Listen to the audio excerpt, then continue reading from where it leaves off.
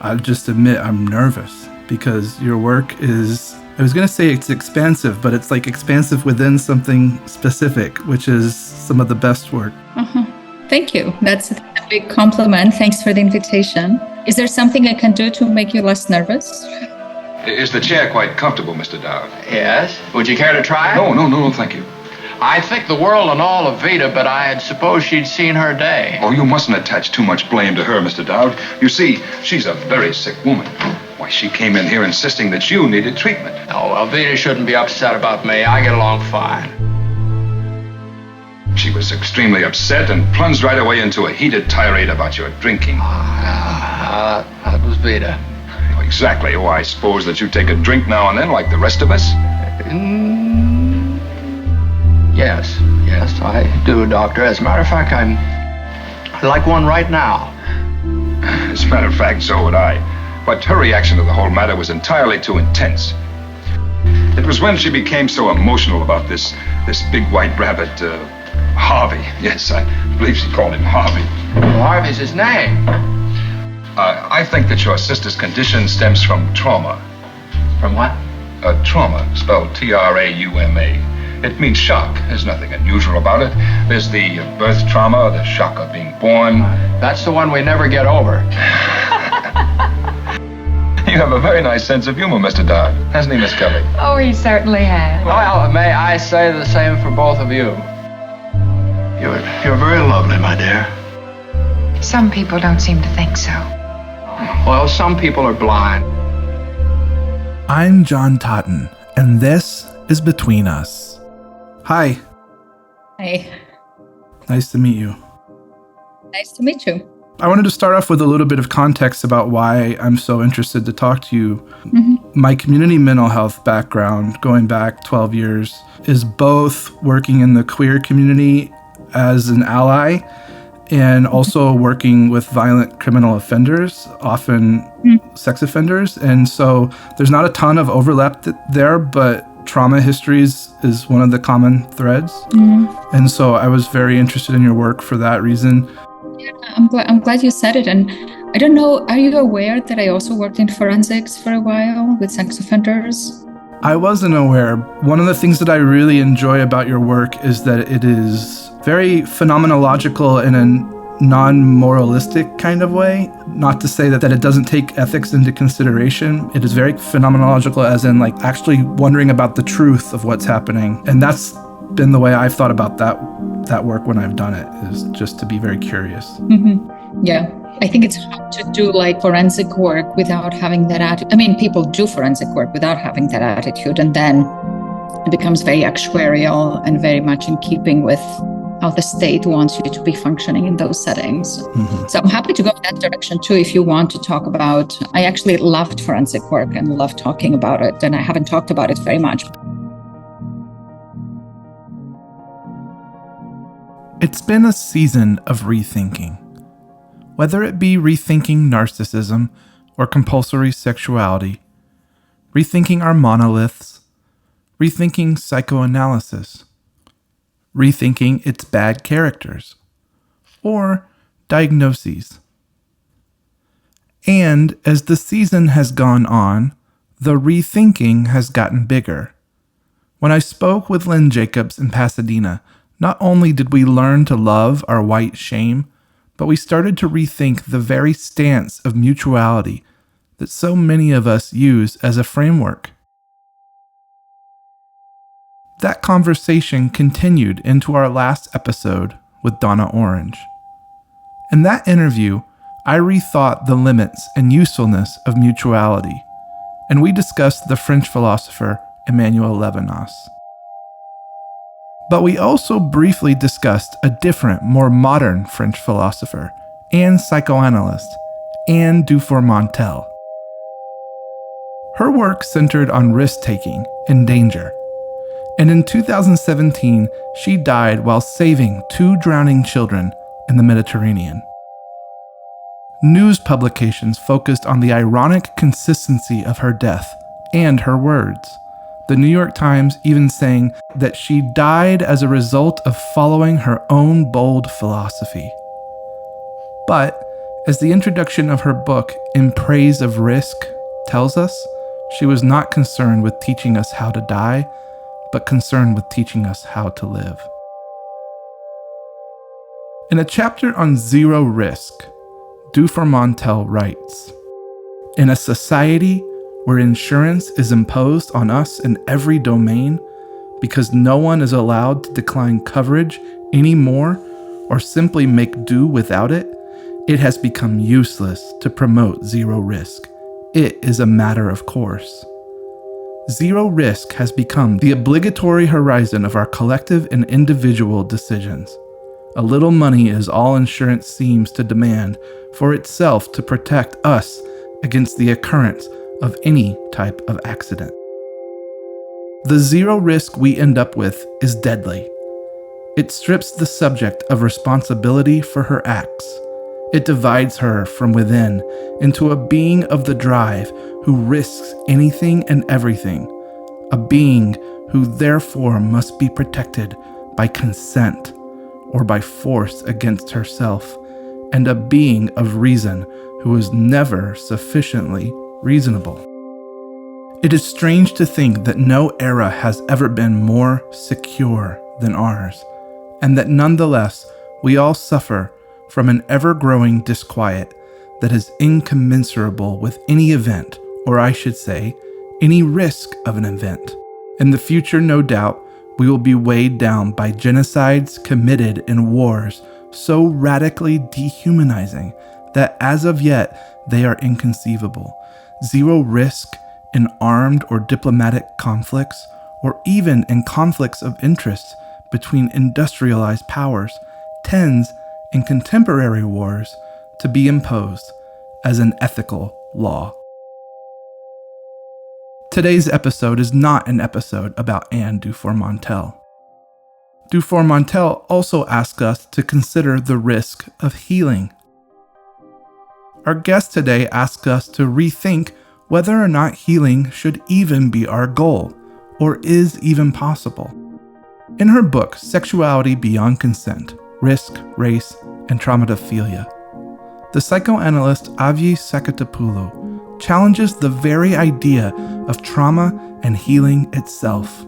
That maybe instead of the pursuit of healing trauma as though it never happened, we should consider a curiosity that verges on affinity for trauma, that asks not what we do about our trauma, but what we do with our trauma. Her second book, Gender Without Identity, co-authored with Anne Pellegrini, continues that work to challenge the notions we have that trauma is not constitutive to our sexualities and genders. Avgi Saketopoulou is a psychoanalyst in New York who teaches at the NYU postdoc in psychotherapy and psychoanalysis, and she met with me to rethink trauma, dysregulation, and the value we place on repair itself.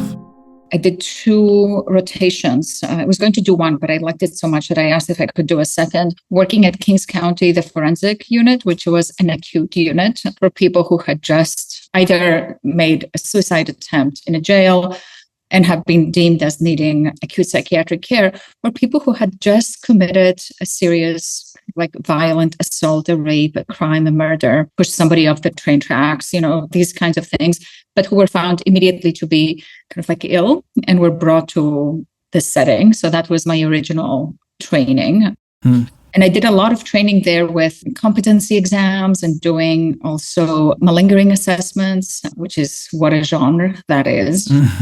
And then I worked at Kirby Psychiatric, which is the sister facility, so to speak, of Manhattan Psychiatric at Randall's Island. It's a maximum security facility. And I worked on a unit with people who had been adjudicated NGRI, not guilty by reason of mental defect after having committed some very serious crime, and who had been in that unit for a very long period, years. We were told that they were being treated, but really what was happening is very different. These facilities understand treatment in a very different way than those of us who work psychoanalytically.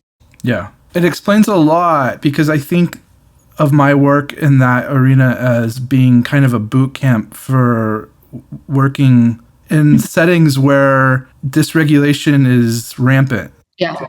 It's very easy to become off-centered. Yes, absolutely. I mean, it's interesting because in those settings, you also have to think about things that we don't usually think about in individual settings. Things like being lied to very consistently for a certain kind of gain, because you are in a gatekeeping role, because part of your job is actually to contribute information with whatever resonances to informant that has, as to whether somebody is ready to leave a maximum security setting and move to a civil facility. And that's a very particular kind of project, whether you are the person doing the forensic assessment or the person doing the treatment. These are different roles, as you know. It also puts you in the mindset of thinking about being assaulted, because there's constantly the conversation about who is dangerous, who is not dangerous. Do you close the door? Do you not close the door? Where's the therapy aide? Where is the mental health therapy aide who will make sure that if a patient assaults you, somebody's going to pull the patient off of you? There's a level of working with risk that is constantly at play. You never walk into a facility of that sort thinking that that's not on the table. There's a political argument in our culture that the only way to fight guns is more guns. And I always say that no one knows more how bullshit that is than people like you and I, because we've probably been in settings where we've had only our words to de-escalate very intense situations. I think really interesting comment. I think it's interesting because while I was working in these settings, I was very acutely aware of how much of the setting is organized so that people like you and I get to have only words, meaning there's a locked facility, a lot of stuff is considered to be contraband. There's a lot of stuff that we don't have access to, even pens at times, therapy aides roaming the floors all the time, who are very trained and willing to get into a physical contact and restrain somebody. I think that that is absolutely true on some level, that we only have words, but this is conditioned by a lot of kind of like controlled and repressive environment. And we're doing, and of course that work is very erased, it's very gendered, it's very classed. Ultimately, one of the disillusions that really drove me out of community work in general, but especially that sector of it, was the lack of mutuality was systemically enforced in a way that has not been since. That I had patients who were required to see me. There was some level of, I felt like a babysitter at times, where I had to tell their probation officer if they skipped sessions, and ultimately it felt like that was the most limiting factor about the treatment. Yeah. It's interesting. I definitely had the experience of that as well, because there are certain expectations that come with these jobs that are reporting expectations. And if you're one of those people who does actuarial testing and then goes and testifies in court for, say, a PCLR, of kind of like how somebody scored on the psychopathy checklist, it's very unlikely for a judge to go against in making those determinations. You're not the fact finder. But if that's the kind of report you give, it's very unlikely that a judge is going to make any different decision. So the stakes are very, very high, and the ethical questions are very, very high, including the responsibility that you are told rests on your shoulders, and in some ways ultimately does, because what you say or don't say really has consequences. And it's always going to be easier to keep somebody contained in an environment. I say contained in quotes, like really restricted and deprived of their freedom in an environment that will not allow them to commit another crime. The risk taking is also on your part in testing something. And if that test does not go well, the responsibility is also on your shoulders. We had somebody in the unit that I had worked on long before he became my patient. He was a very kind of like notorious pedophile, kind of like had been written about a lot in the press. He was in our facility. And there was a few years before I arrived to the unit, he had been transferred to civil after everybody was convinced that he would be able to manage. And within a few weeks, he assaulted a child in the visiting area. And it was very clear that nobody was going to take the risk with him again. And we can easily see how. But by the time you're into this far into a conversation, you're also conscripted to certain kinds of logics. And for me, forensics, it's where the rubber hits the road. You can have all of these critiques of state power, and of course we should have them, but you're also dealing with a level of danger that is actually not a joke. If you worked with a cannibal, which I have, if you've worked with somebody who has burned their own parents while alive, the stakes begin to shift in a way that's actually quite dramatic. Mm-hmm. I don't know if this resonates with you or if it speaks to experience. 100%. Yeah, I mean, experiences of people bringing knives to therapy. I led anger management group, and I had a moment where a psychotic patient had decided, even though he wasn't my patient and I didn't know his probation officer, that I was the one who kind of tattled on him to his probation officer. He came after me, and the rest of my anger management group got in between us. You know, reality was hard to determine at times. It was very dysregulating. Yeah. You know, some truly bizarre experiences that still sit with me today. Yeah. I think it has influenced very much how I think about clinical work. I do want to get into your work. There's a couple of ways I think about your work, in particular, well, both of your books, one solo authored and one co-authored. The way I've been thinking about them as getting into them is that in some ways you're challenging pre-existing, long-standing notions. And at the same time, I think what you are doing, and this relates to our conversation about forensic work, is that I think you are giving voice to something that those of us who do it day in and day out know but cannot say because it hasn't been canonized. What is the it that you would say has not been canonized? Well, let's start with one of the premises that I take away from Sexuality Beyond Consent. This idea that trauma does not heal totally, that it is always in some ways with us. That feels like a thing that we're not supposed to say, but those of us who do it every day know. Yeah. I mean, isn't that interesting, though, that if you say in a room full of analysts, trauma does not heal, everybody will nod their head, right? I don't think you're going to get much resistance on that. Yeah.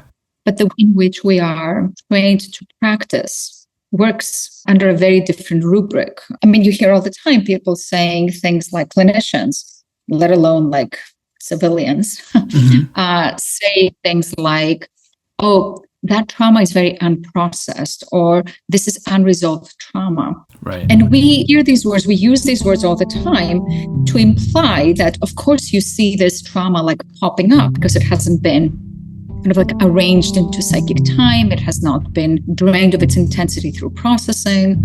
And the implication is that if it had, it would not be like just appearing in the way that it is, through symptoms, through behavior, through kind of like strange interests, fringe interests. In her book, Sexuality Beyond Consent, Avgi writes, one of the premises of this book is that a theorization of sexuality and trauma that understands the unconscious as a granary of unbearable affects and intolerable experiences hamstrings our thinking about traumatic experience and, importantly, about race. Traumatophobia keeps trauma inert, and that poses a problem because trauma that is not inserted into circulation does not wither and disappear. It stalls and it controls us. Trauma, I argue, needs to circulate. It needs to be revisited. I describe this approach of maintaining a hospitable attitude to the revisitation of trauma as traumatophilic. Traumatophilia does not overlook or diminish the impact of trauma, but offers instead a way of working with the recognition that we cannot turn away from our traumata, that we are strangely drawn to them. To recognize that traumatic experience is not possible to eliminate takes mental fortitude, as the human impulse is to cling to the idea that trauma can be resolved. But sustaining such illusions is not humane. Well, we have contradictory notions. I think we know that from our patients that trauma doesn't totally heal. But then we also have these narratives that someone was clucking like a chicken and they went to Freud and they told him about being molested by their father and they stopped clucking like a chicken. Or that they would show up with these bizarre symptoms. They would speak the trauma and the bizarre symptom would dissipate. I've been thinking a lot about why the narrative goes this way and what our investment is in healing.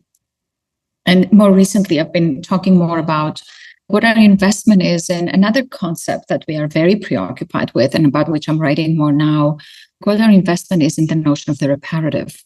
Of course, the healing of trauma, the reparative in some ways go together. But I think that another way in which the reparative comes up is in the context of relationships. Like what does it mean that we are so invested in repair, be it the repair of damage, the repair of relationships?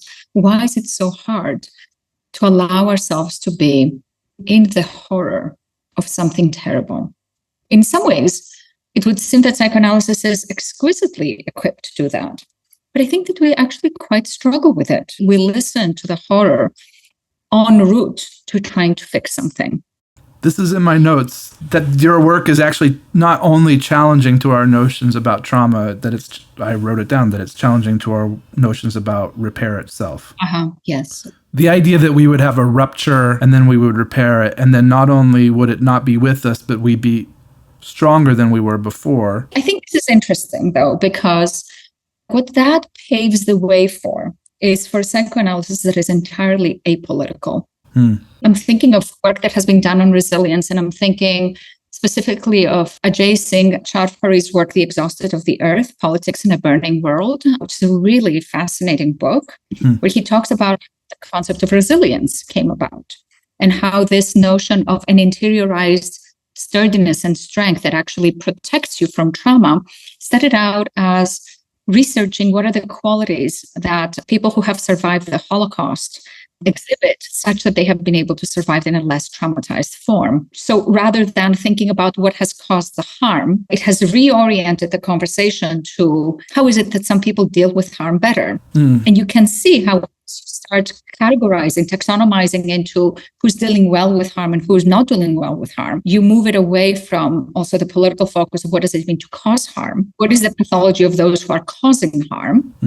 Into the pathology of the person who cannot actually process their harm sufficiently and gets caught in the harm, right? And once you know of what makes somebody resilient, then you can also turn them into a therapeutic industry that cultivates those characteristics.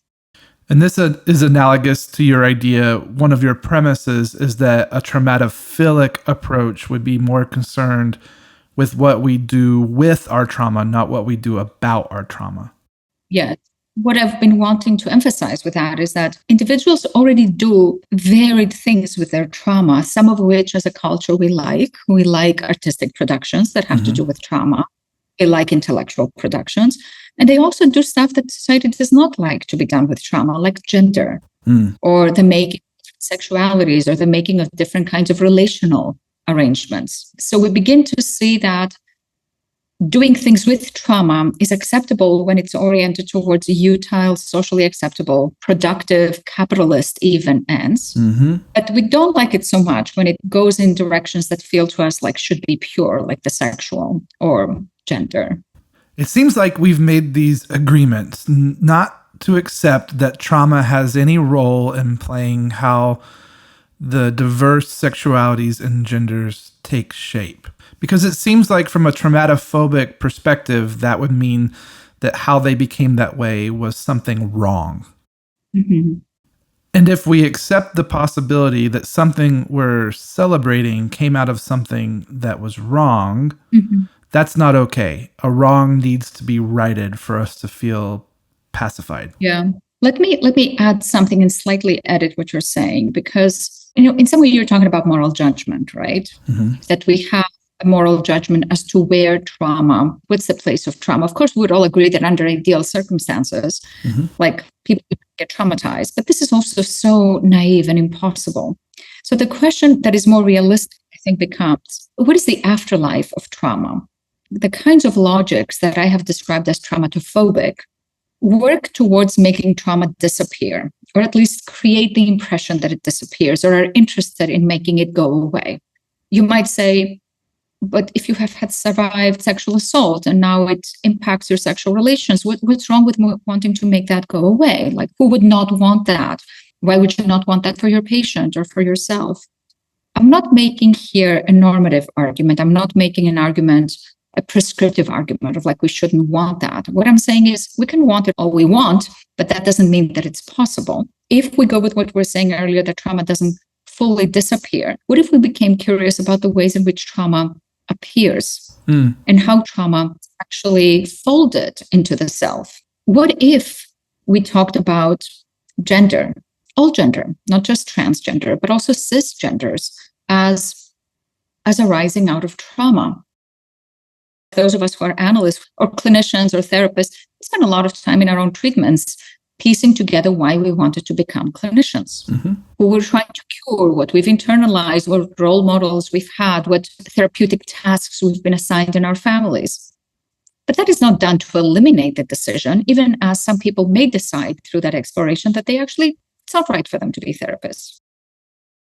But most of us will just use that knowledge to give more texture and understanding to what drives us.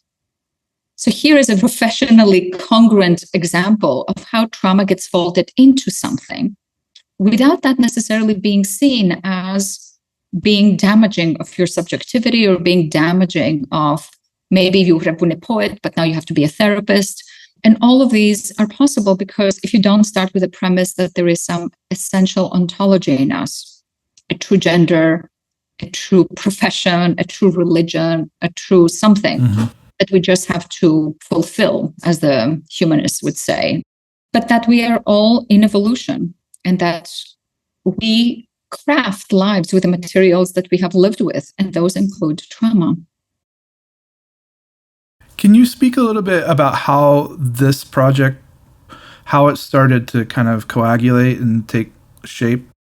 I think that it starts with observing just how things work everywhere. Like it's not an exception to see people do things with their trauma. The difference tends to lie in whether that which people craft out of their traumas is judged, how it is related to. I've always been very interested about the proximity between the sexual and the death drive, between forces of binding and unbinding, and about how the erotic seems to arrive not just in places of feeling connected or safe, but it also surprisingly, or perhaps not so surprisingly, turns to proliferate in places that are swarming with intensity or with fear or with the potential for harm. Like I'm thinking of how Freud says in the 3 essays, in the first essay, when he talks about infantile sexuality, he says, all intense affective processes trench upon sexuality.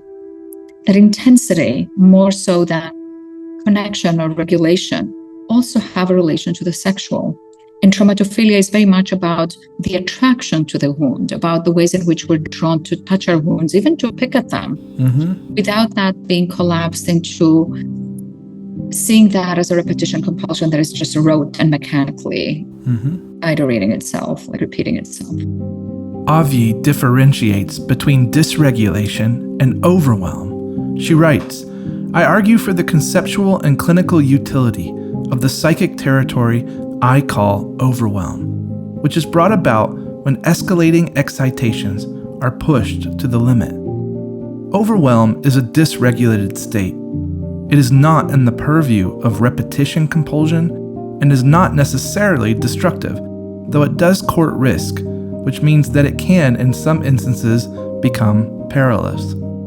Unlike malignant dysregulations, overwhelm is a driven state that issues from within an attuned dyad, while its phenomenology of surplus excitement makes it appear similar to malignant dysregulations or to traumatic overstimulation. It is best understood in terms of the economic regime of infantile sexuality. Overwhelm is an extreme state that can bring about ego shattering, a radical unbinding of the ego that could unravel previous translations that may be at an impasse, opening up space for new ones. But unlike self-shattering, which presumes a quick and better reconstitution of the subject, overwhelm opens us up to actual risk, not just the thrill of it.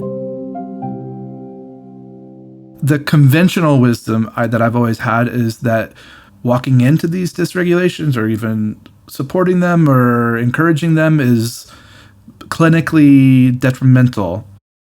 We've had people on this show before talk about erotic countertransference or expressions of love as being detrimental and how they are dysregulatory for the patient. And I think that you have maybe a different take. Yeah. I mean, I'll start with the erotic countertransference thing because I've written a paper exactly on this, which takes a rather unexpected approach, which is that I start with the premise that the sexual is an inherently dysregulating affect, and that the sexual functions, and this is something that I've learned from Muriel Dimon, who was my teacher and my mentor, and it's also in Ruth Stein's work, that the sexual is an affect that operates according to different kinds of principles.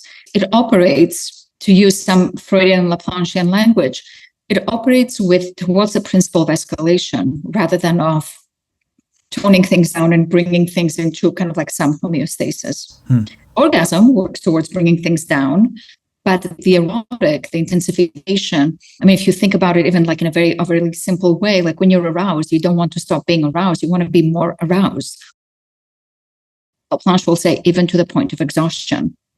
If we start with this idea that there's something about this regulation that frightens us, but may not necessarily be, our fear does not necessarily index that there's something dangerous going on. That's a collapse that we often make, especially when we've been trained to think with regulation and to understand dysregulation as dangerous, as pathological, when in fact it may very well be how the sexual drive behaves. I think that what we do, and I'll just bring the example of think about erotic countertransference. I've always been startled by the following. When we talk about erotic transferences, and the question is, are they real or are they not real? Is the patient really in love with you?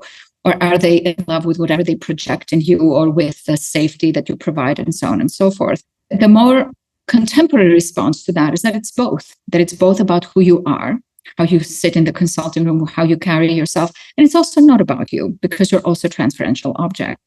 But interestingly, if you were to ask an analyst, is erotic countertransference real or not real?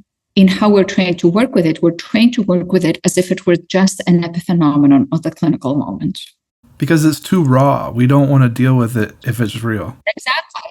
It's too raw in all the senses of the word. It's too raw. So we get frightened by that. But I think here's where to not be able to take dysregulation or the escalation of affect seriously puts us in trouble. I suspect that the worry about erotic countertransferences is always having sex with one's patients, right? Violating the line of not trespassing into the erotic with a patient.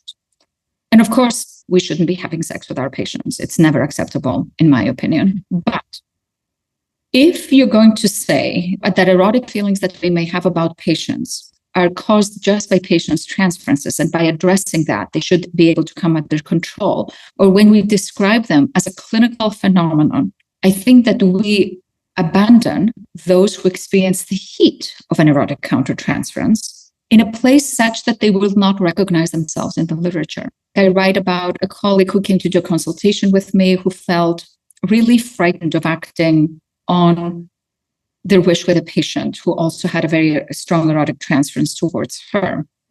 And she was quite terrified of acting on it because she felt so intensely about it.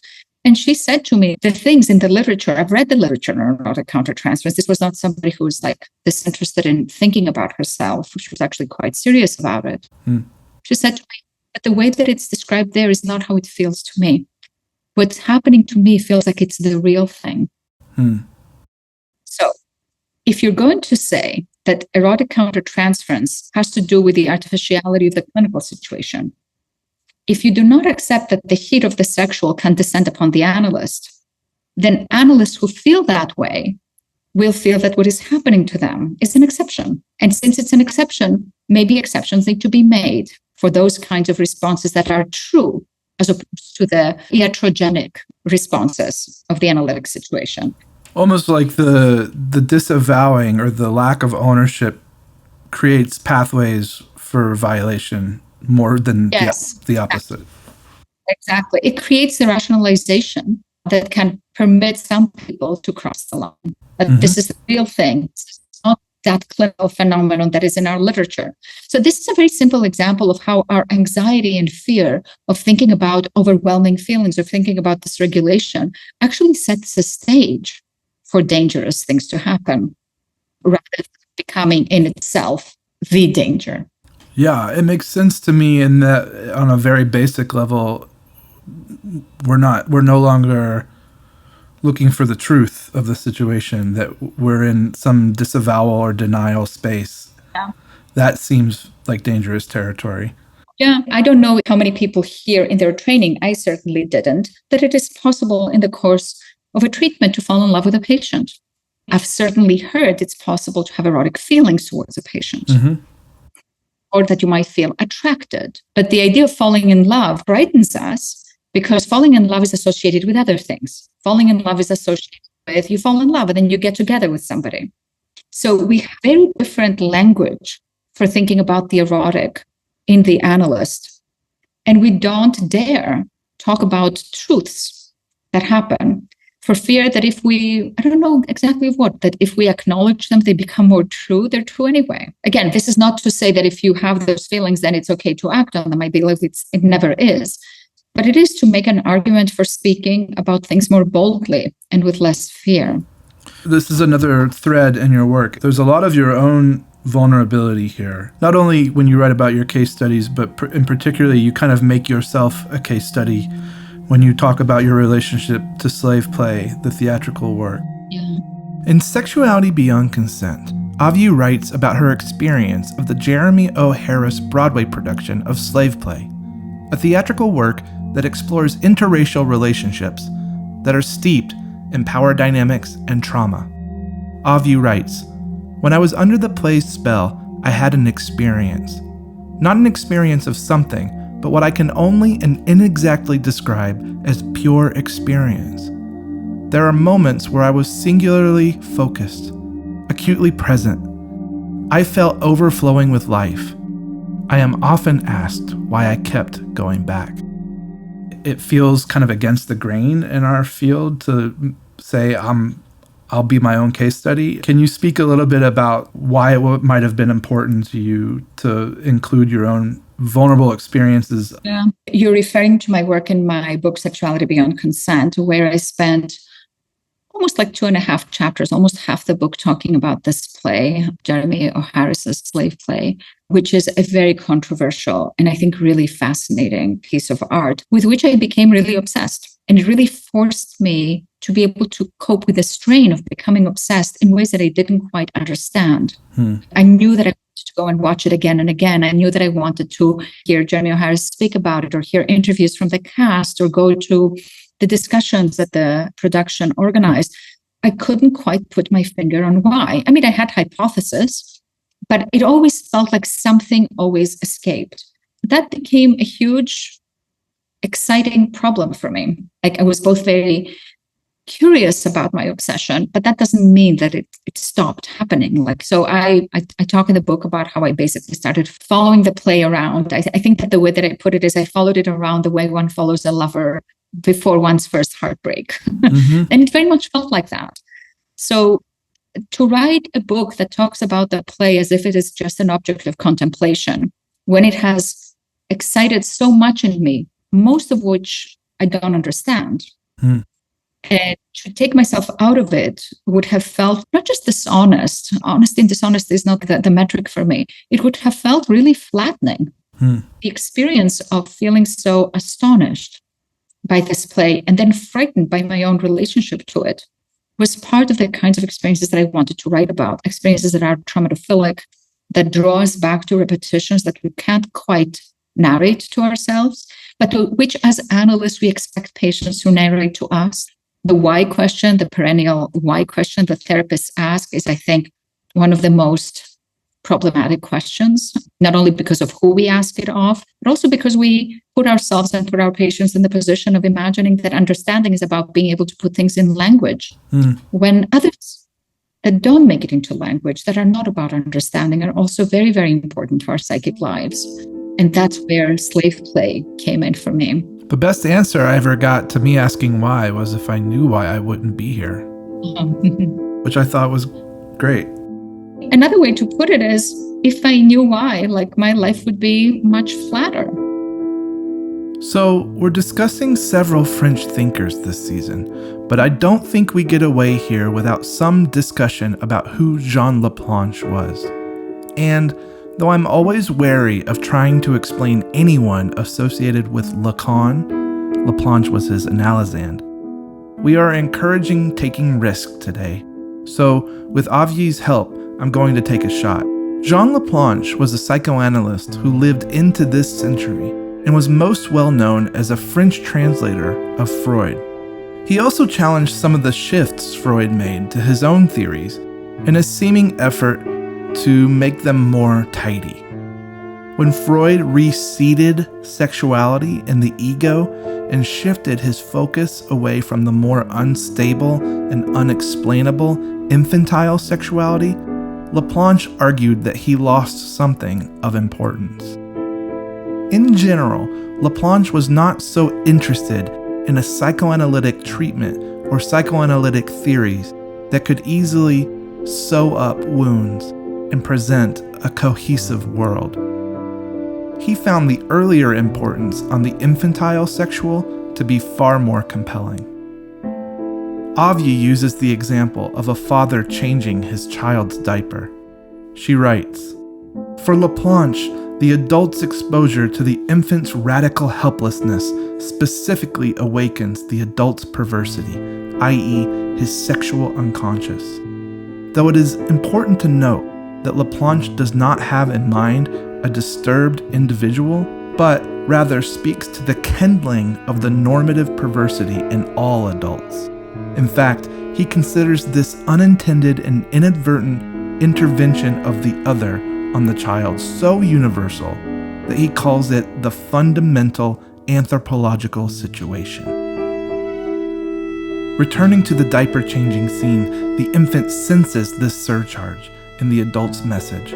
How? He senses it through the embodied relation, precisely because this surcharge has produced a shift in how the father touched his skin. The infant registers this change in a very rudimentary way. The infant senses that something happened, but what that something was is unclear to him. It is, in Laplanchian terminology, enigmatic.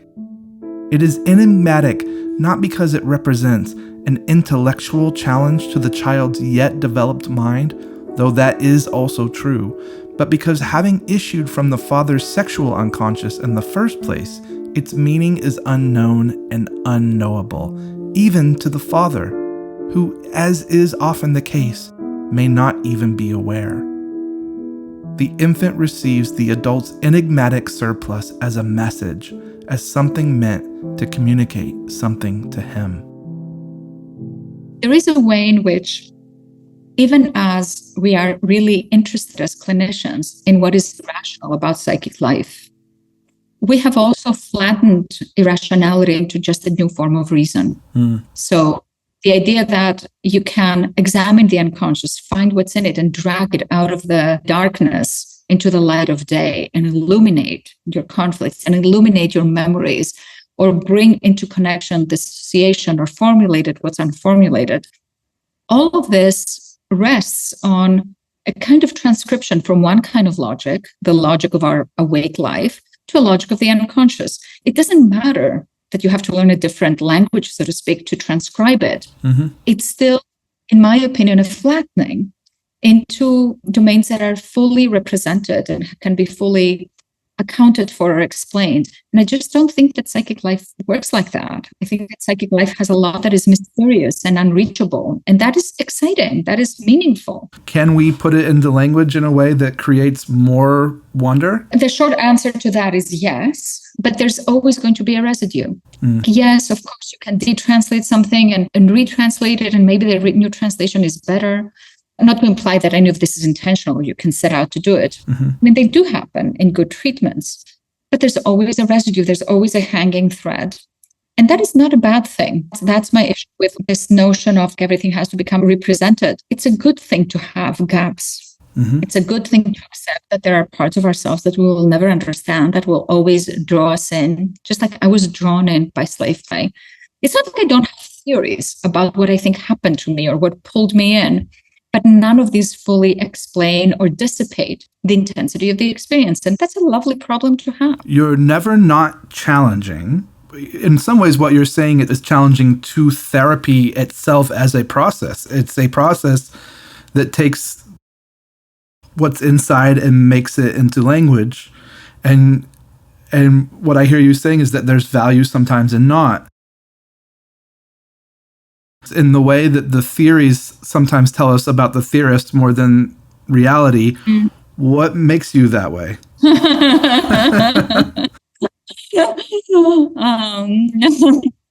I feel like in asking me this question, you're inviting me to do exactly the sort of thing that I was saying that perhaps we can't fully do. Mm-hmm.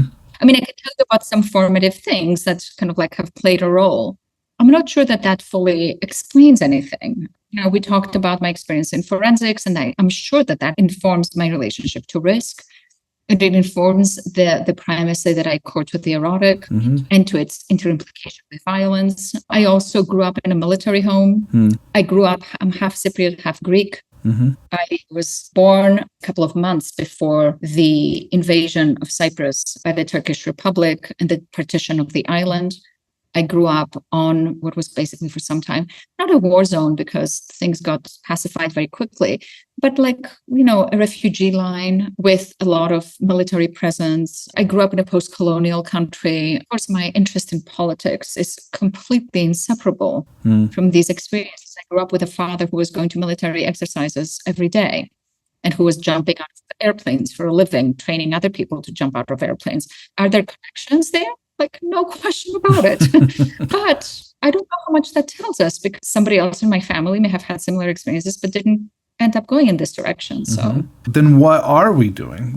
What if instead of trying to help people pacify things, we wondered about what it means to be alive and what it means to stay present with what is rather than how to pacify things and move them into more inert places. And that's a very general statement because, of course, that can look very different to different people. And it would have to take a very different form for each person if it is to be a singular process as opposed to kind of like a positing of a universal. This is a metaphor that Karen Milikian has used in describing some of what she sees as me doing. And I think that she's right, that part of the argument is about what does it mean to like let go of one vine. So you're reaching for something else, but before the something else has appeared and conjuring it by virtue of hanging in midair. Look, I'm trying to imagine somebody listening to this conversation, especially somebody who has not read my work. None of this lends itself to technique in the way that we're accustomed to thinking about technique. The stance you're describing is in a way its own technique? I would say it's not a technique, it's a sensibility.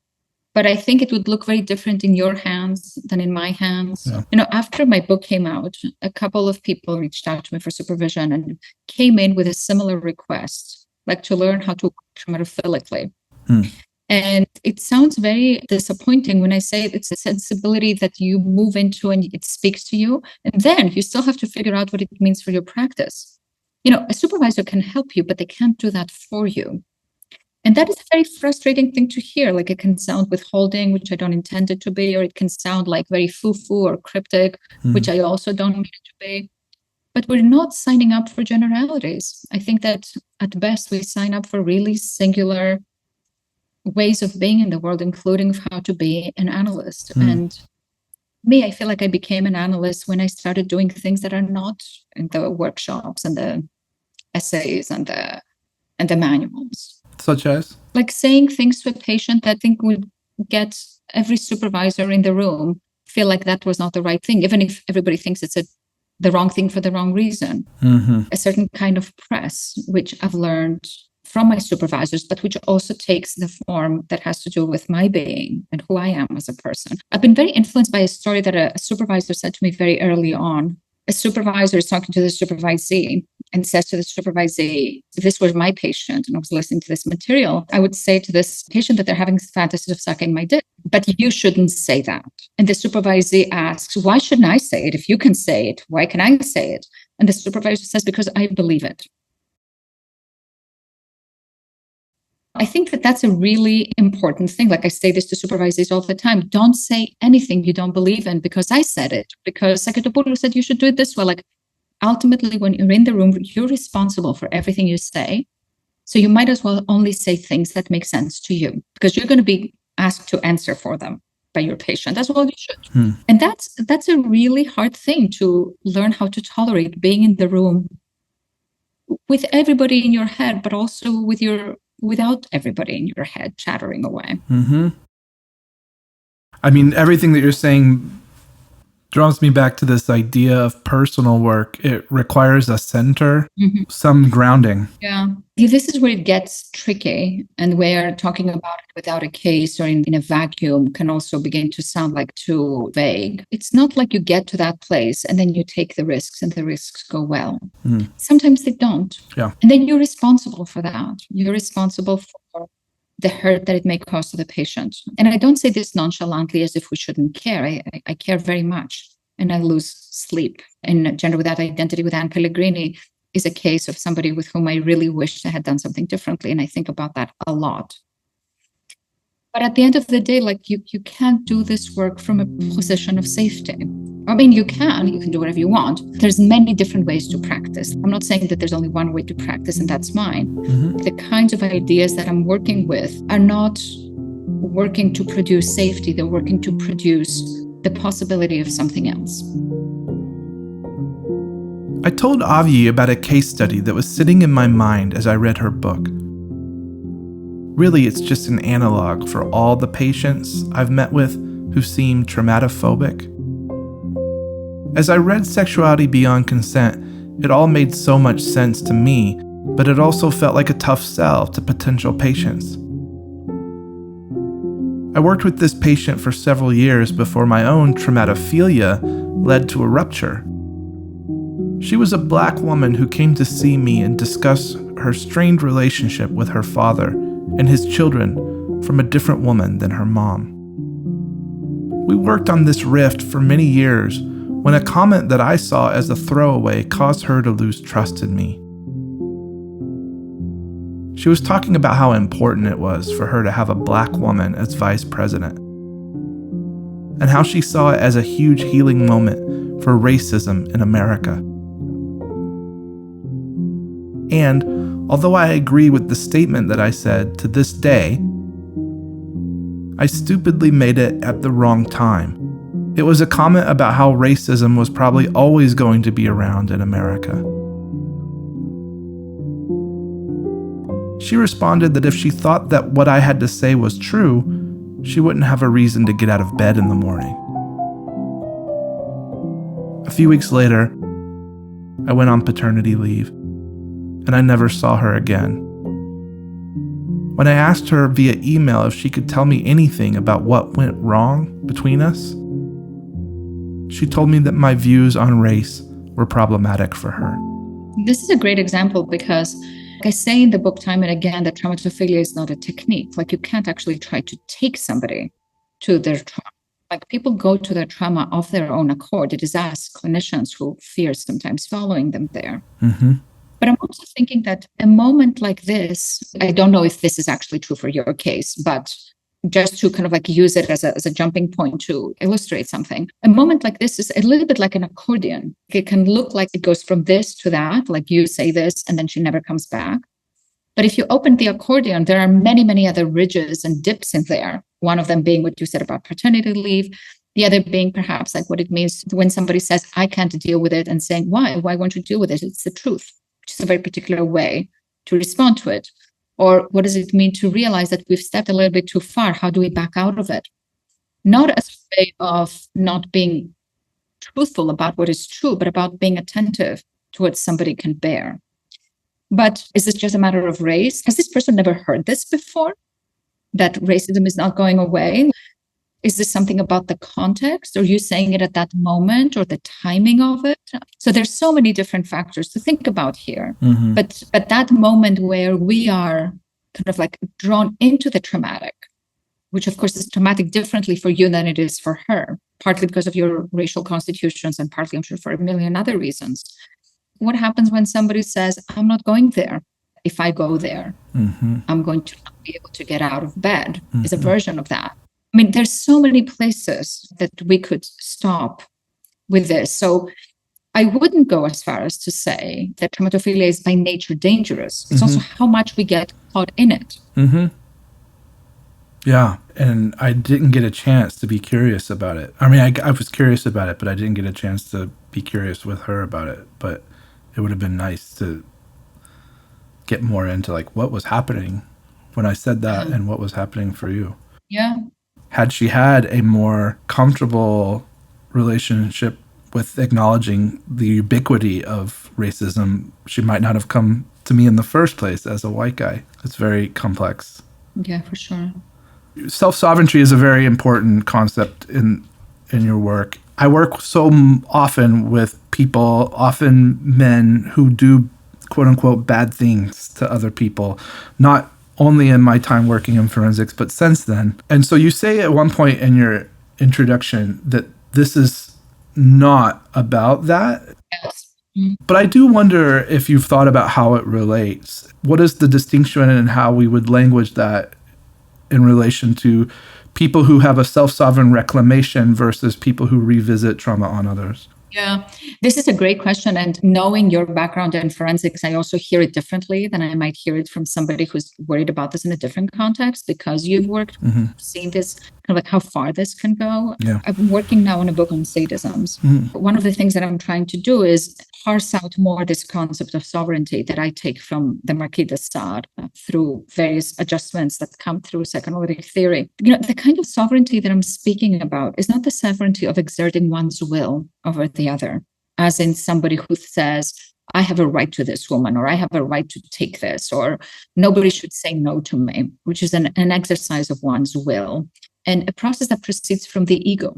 I'm thinking of self-sovereignty as that which comes from a state of dispossession, one's own dispossession, of the exercise of one's will. And that comes from a place where, when we were talking earlier about the sexual drive is not something you exercise. You don't do something with it. It does something with you, is perhaps a way of putting it. You don't speak it, it speaks you. That is not a politically or ethically good or bad thing. It can go in terrible directions and it can go in wonderful directions. That force is apolitical. It is the ego's ideology and investment in itself that then bends it towards specific uses. Now, I recognize, and this is something that I've had a lot of ambivalence about, that using the word sovereignty in the context of dispossession is a very paradoxical choice, because sovereignty means the willing of oneself over the others, being, land, possessions. What I'm trying to do in thinking about the word sovereignty is hold on and maintain a tie to a certain kind of force and a certain kind of unbendable force that is impersonal, that comes from the sexual in us, and which is actually, I think, also part of what makes us feel alive and what makes us, you know, if we're going to talk about resilience, I think that the resilience of our being, not the resilience of surviving this or that, has some relation to the sovereignty of the drive.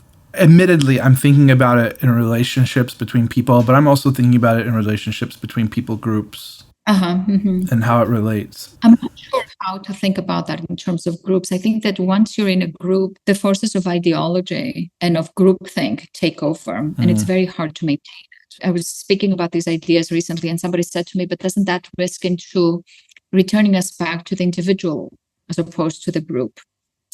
And I think that we have to be also able to think with the individual, like for all the ways in which we think with collectives and with groups now, and try to think about ideology or forces that have to do with discourse.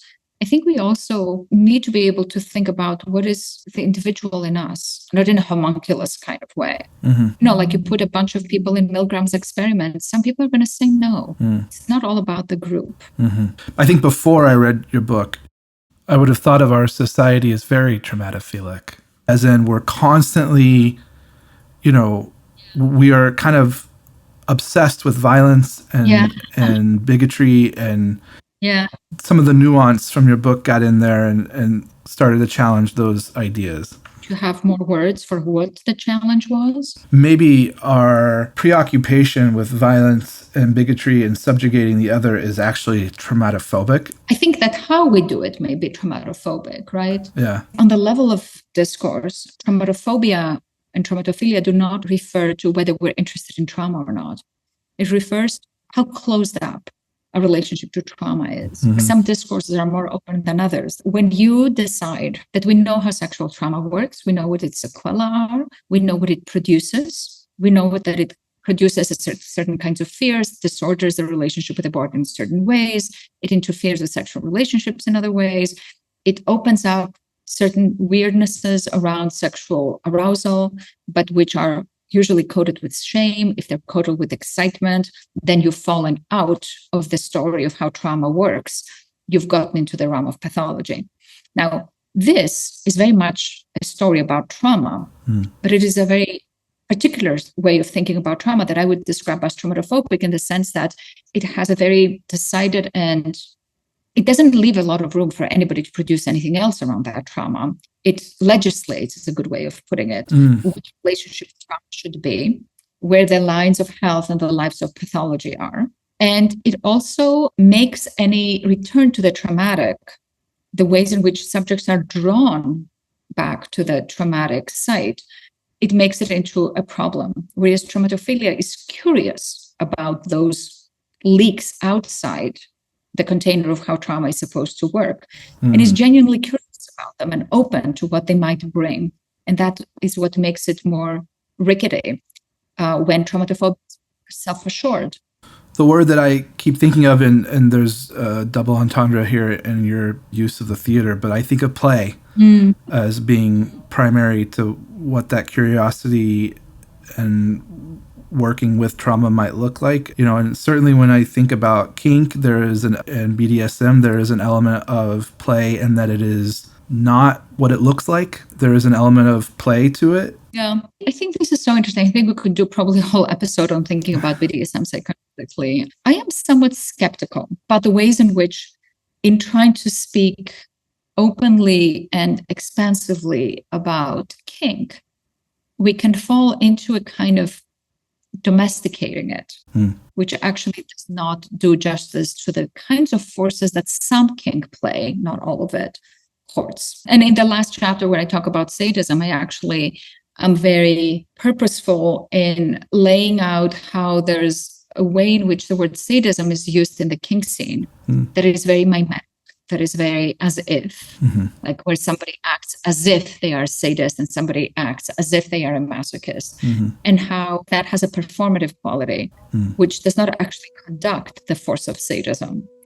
I'm very committed to a project of rehabilitating the notion of sadism because we think into two troughs. The one is think of destructive sadism and complete disregard for the other, or to think of a mimetic sadism, like the tough love version of sadism, which actually has nothing in it that is anarchic or dysregulated. It is all a very well-regulated, well-dosed version of love. Yeah.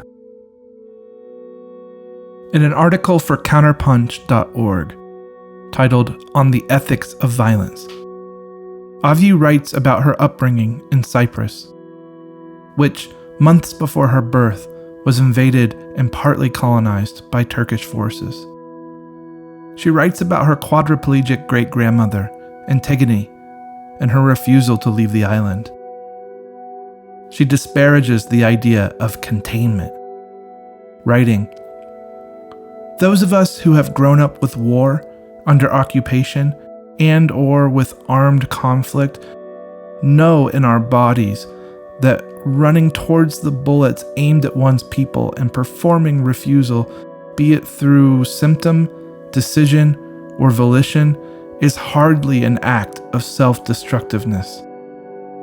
Nor is armed struggle about devaluing life, as Palestinians who are revolting against their ongoing brutalization and humiliations, and those who are refusing to leave their land when told to evacuate, are accused of. Those of us who have grown up in occupied lands appreciate that peacekeeping efforts are never as innocent or impartial as they are presented, nor as rooted in justice as advertised. Peacekeeping is not concerned with justice, but with containment, with maintaining the status quo, even when the status quo has arisen through violent land grabbing and is sustained by ongoing oppression." She goes on, Amidst the rampant anti-Semitism in the world, and we have seen several abhorrent such incidents spiking in the past few days, it is imperative to have more discerning conversations between the huge difference between verbal, physical, and structural violence that targets vulnerable populations, as anti-Semitism and Islamophobia do, and violence that is exercised at the moment by those with material power and unparalleled military resources like Israel against those who lack it, Palestinians. Said differently, we have to stop flatly condemning all forms of violence, thereby treating all violences as if they were equivalent, no matter what their origins or motivations. Some forms of violence, like violence that is generated under certain conditions of oppression, is worth our critical attention, which is not the same thing as saying that violence is a good thing. It is to say rather that the refusal to suffer politely or to endure oppression peacefully can generate violences that are ethical. They are ethical not in the sense that they produce good results. There's nothing good ever about people dying, be they Palestinians or Israelis, but in the sense that they are undertaken by people who are willing to put up a fight and risk their lives for freedom. I was reading your writing on infantile sexuality, and I was thinking about the violence we see happening, particularly in Gaza. And I'll just give you the formulation for how I've been thinking about it. I have been thinking about it as the touching of the wound, the revisiting of trauma on the other. But I'm wondering, from your perspective as someone raised in the Mediterranean, in a post-colonial place, how you see it through your lens in your work on trauma. I think this is a really interesting question. I have also been observing and following the news very closely about what's happening in Gaza, and also been really interested in the sexual violence that happens, in the representations of sexual violence, but also the sexual humiliations, the stripping, the posing with women's lingerie, the lewd gestures. And, there's several of these pictures circulating. And I know that there's a certain appeal, understandably so, to the narrative that this is just an identification with the aggressor. And it can go in either direction, either saying Jewish people of all people should not be doing this because they know what it's like. Or it could also go in the direction of this is what a hypertrophied never again to us looks like, where it becomes impossible to think of never again to anyone, an exceptionalism of the Holocaust. But to me, this is a very ruthless thing to say, what I'm about to say. I think that there's something profoundly human about that level of violence and that its interimplication with the sexual. And I say human not to talk in the words of humanism, that there's something good. Obviously, there's nothing good about that. But the capacity for violence is tremendous. And dehumanizing a people to say that there's nothing human about acting this way is to imagine that humans are well-meaning and well-regulated, and that this only exists in the realm of the monstrous. And while what is happening is monstrous, it's not done by monsters, it's done by human beings. And I'm not saying this to minimize the atrocity that's unfolding with international support. I'm not saying, everybody has the capacity for this. I do think that there are very particular geopolitical and social factors that play into how it's playing out right now. It does have to do with versions of whiteness, and it does have to do with European colonialism, and especially the ways in which the British apportioned the space where Israel now lives and Palestinians have been. I am personally suspicious of these explanations that just neatly arrange things into groups. Then it was Jews and now it's Palestinians. I come from a country with the divisions and kinds of ethnic strife and inter-ethnic strife that I was speaking to you about. It's easy to go in that direction. I just don't think it's the whole story. The US continues to send weapons and money, even as it's now also beginning to drop aid. This is how empire works. And one of the things that I say in the book is that this idea that we're going to become aware of our unconscious identifications or our unconscious racism, and once we become aware of it, it's going to go away. These things are libidinal investments. They're not going to be given up willingly. for some humanitarian purpose. I think that what we're seeing now is a leaning into that libidinal investment with all the force that it can have. I hear the kinds of formulations that you're drawing on. They don't not make sense to me. I see where they're coming from, but I think that they're much more reasoned and reasonable than how things are working. Oh, that would be the first time someone has called me too reasonable. John, if I may, can I butt in here? Yeah, Mason, hey. Now, I'm normally happy to lurk like the Phantom in the background. Yeah, just for some context, Mason, my co-producer, who is an important editorial voice in this podcast. There's a number of things lurking in the background for me throughout this season, and specifically when we're talking about Israel, Gaza, Palestine, that conflict. In the article you read, she's articulating a position that we have to contend with the notion that there is a possibility that violence can be ethical. I want to make it really clear. None of this is to pick on Avgi. This is, for me, this just kept coming up over and over again throughout the season. I was like, this is the moment where we have to discuss this. That notion of ethical violence is rooted in decolonization theory. The major voice in that, and this is where it intersects with psychoanalysis, is Frantz Fanon, who for me is lurking in all these discussions about revolutionary violence, revolutionary struggle, the oppressor-oppressed binary. He's been present in all of this. I don't know much about Frantz Fanon. And when we talk about psychoanalysis and violence, particularly political and decolonial violence, you got to know something about Fanon.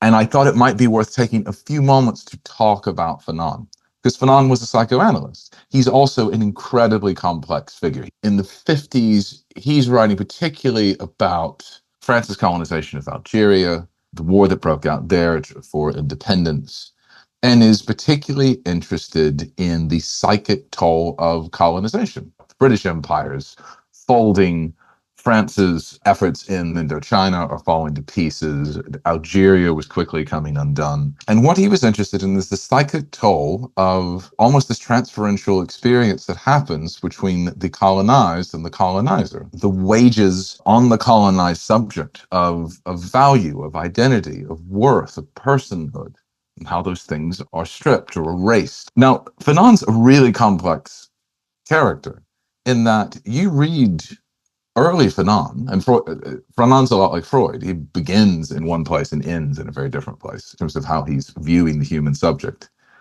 But he begins writing almost as a humanist in terms of some sort of universality. He had an interest in not only understanding the toll of colonization on the colonized, but also he was interested in the psychic toll on the colonizer. You know, he's holding all those things. As his career progresses, there is a revolutionary strain, which is still very complex, and I don't want to lose this complexity, where he starts to take on the idea between, are we looking towards universality, or are we going to have to pick up arms and engage in armed struggle? If we desire freedom, are we literally going to have to get a gun and kill the other to be free from them? Fanon in his writing grapples with the idea of the destructive capacity of violence, that it's not an inherent good. He began a framing of violence, particularly armed political struggle, as almost a therapeutic form of violence. Violence as a cleansing function. But almost as actualization. It is almost like forcing reciprocity. He wasn't the only one swimming in this water. Someone like Simone de Beauvoir is writing about this. Sartre was swimming in this, that violence restores that which has been lost, that it sort of cleanses the atrophy of colonization, that it is something that asserts one's humanity. And the residue of his career, because he died so young, and the shifts in his thinking were, I think, so intense, that what was left is this notion of violence not only as ethical, but something that restores personhood. As decolonization theory took its twists and turns through the 60s and 70s, saw some pretty extreme ends. It was very much taken on board with the Khmer Rouge in the 70s under Pol Pot. Which led to a Cambodian genocide. Yeah. What they demonstrate within the Cambodian genocide is the notion of violence as restoration, as configuring not only the subject, but society, they took it as far as you could take it, because what they were trying to do was literally start over. They were trying to destroy the past in order to build a new, bright, shining future. For me, when we're talking about ethics, which is a stream this is run throughout the season, I would argue, and I think that Arendt writes about this really beautifully, if political struggle, if resistance is interested in the future requires what Arendt would term interactivity. It requires mutuality. It requires the other and the subject. It requires Buber. And I think that when we discussed this a few weeks ago, I was really struggling with what I found to be Buber's very utopian vision. I find myself thinking about these issues related to Fanon and going, my God, it might just be the best goddamn option we've got. I read one story about him taking a colonizer who was mentally ill, who had tortured a victim, and putting him in the same ward as the victim. Yeah. The abject mutuality of it. I absolutely think so. And I think it's important to take on the retort to something like an I-thou understanding of political relationships. Judith Butler makes this, this notion of violence versus nonviolence. Well, nonviolence, what it really means in practice is, well, one party will be nonviolent, one party will lay down the arms, while really the other one will continue to do whatever it is they were going to do.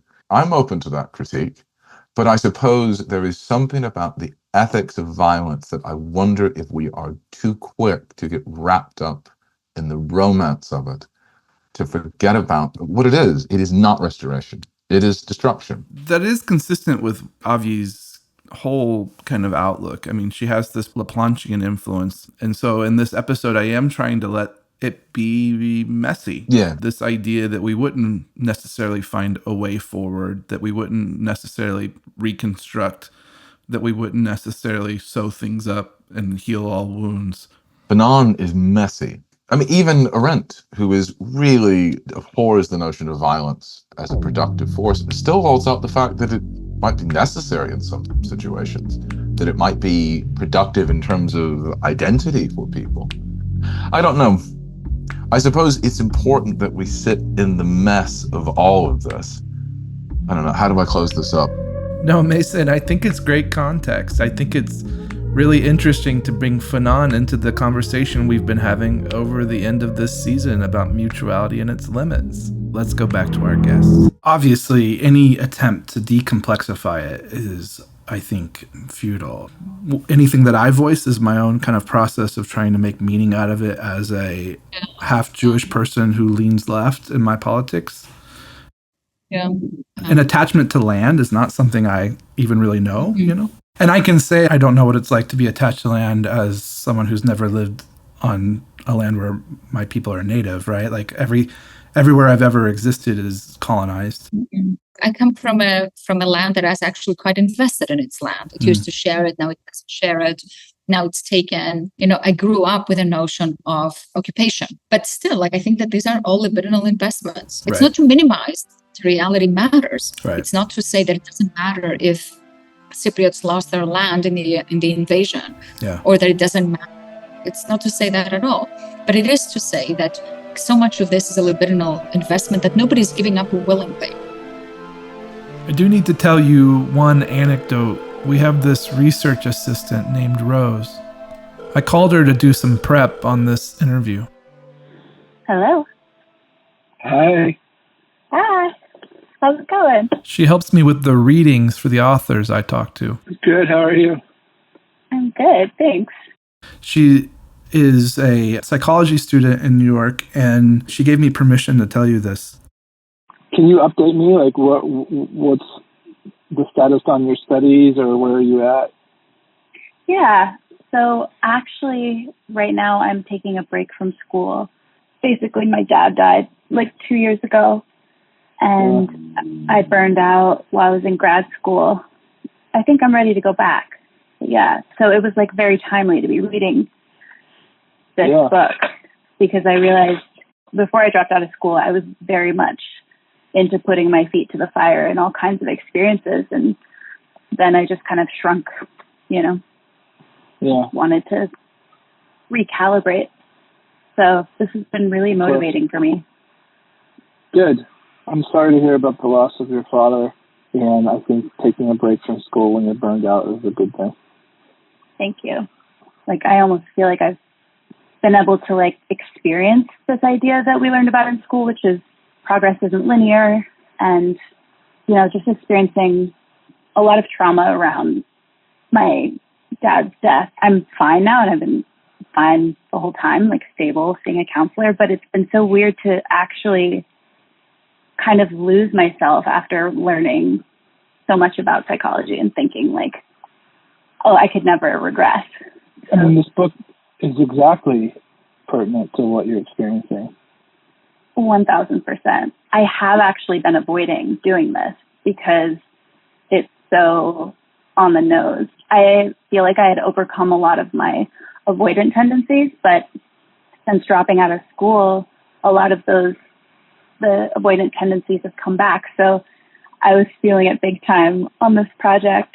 And even the research I was doing like a month ago, I was finding I couldn't retain a lot of it, which is bizarre.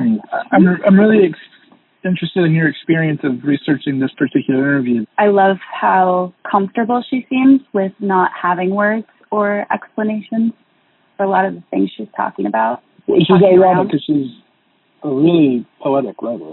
Mm-hmm.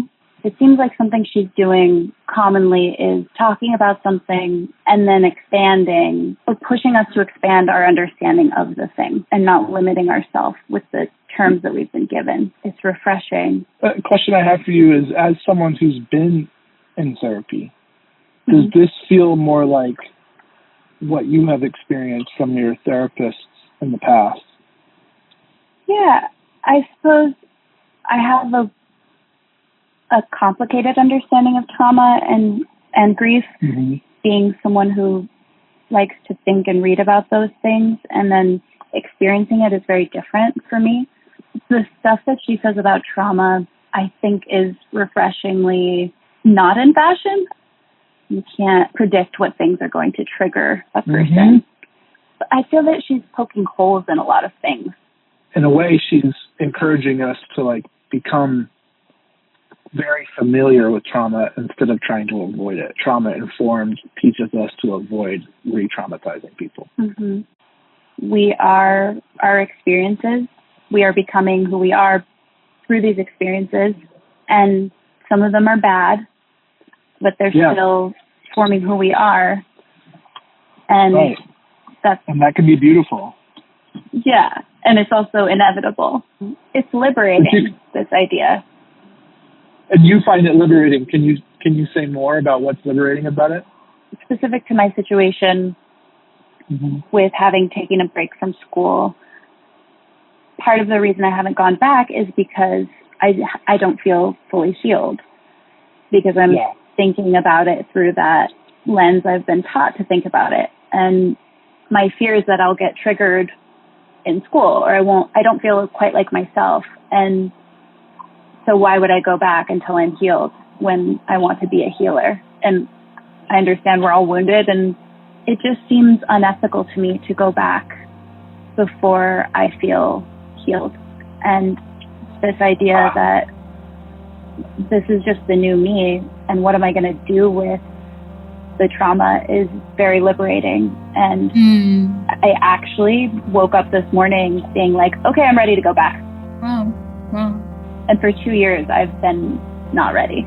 But this work was so compelling to me because it's telling me I don't have to be who I was before in order to function the way that I want to.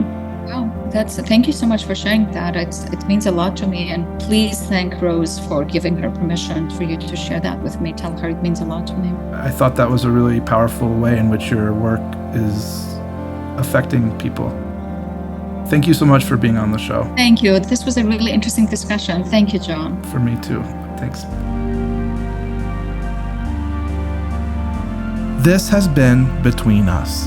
Our thanks to our guest, Avgi Saketopoulou, for coming on the show, and to our research assistant, Rose, for sharing with us your story. Between Us is produced by myself, John Totten, and Mason Neely, who composes our music. Our research assistant is Rose Bergdoll. Find us wherever you find podcasts and subscribe, And if you like the show, leave a review. And until next time, take care.